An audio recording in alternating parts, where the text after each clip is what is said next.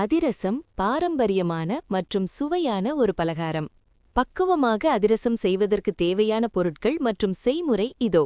தேவையான பொருட்கள்: பச்சரிசி 2 ஆழாக்கு சுமார் 400 கிராம், வெல்லம் 300 கிராம், பாகு வெல்லம் சிறந்தது, ஏலக்காய் தூள் 1 டீஸ்பூன், சுக்குத்தூள் அரை டீஸ்பூன், எள் 1 டேபிள் ஸ்பூன் தேவையெனில், நெய் 2 டேபிள் ஸ்பூன், எண்ணெய் பொரிப்பதற்கு தேவையான அளவு. செய்முறை: 1. அரிசி தயாரித்தல்.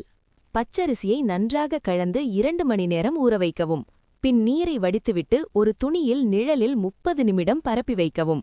அரிசி கையில் ஒட்டும் ஈரப்பதத்துடன் இருக்கும்போது மிக்சியில் நைஸாக அரைத்துக் கொள்ளவும். இந்த மாவை சலித்து ஈரப்பதம் குறையாமல் மூடி வைக்கவும். 2. வெல்லப்பாகு காய்ச்சுதல். ஒரு பாத்திரத்தில் வெல்லத்தை போட்டு அரை டம்ளர் தண்ணீர் ஊற்றி கரைக்கவும். வெல்லம் கரைந்ததும் வடிகட்டி மீண்டும் அடுப்பில் வைத்து கொதிக்கவிடவும்.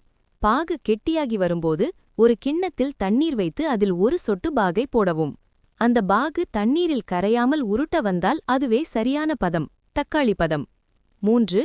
மாவு பிசைதல். பதம் வந்தவுடன் அடுப்பை அணைத்துவிட்டு ஏலக்காய் தூள், சுக்குத்தூள், எள் மற்றும் நெய் சேர்க்கவும்.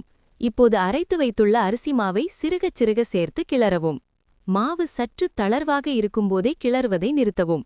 ஆறினால் மாவு கெட்டியாகும். 4. ஊற வைத்தல்.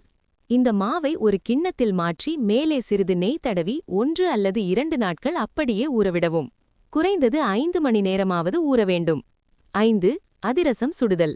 வாடலியில் எண்ணெயை காய வைக்கவும். ஒரு பிளாஸ்டிக் பேப்பர் அல்லது வாழை இலையில் நெய் தடவி எலுமிச்சை அளவு மாவை எடுத்து தட்டையாக தட்டவும்.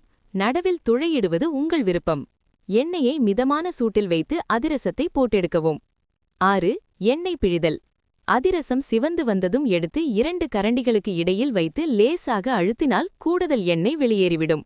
குறிப்பு: அதிரசம் ஆறிய பிறகு ஒரு டப்பாவில் போட்டு வைத்தால் மென்மையாக இருக்கும்.